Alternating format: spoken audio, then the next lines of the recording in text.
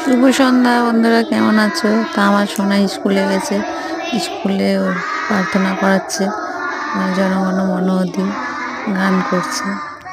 দেখুন স্কুলটা কত সুন্দর লাগছে, বাচ্চাদেরকেও খুব সুন্দর লাগছে।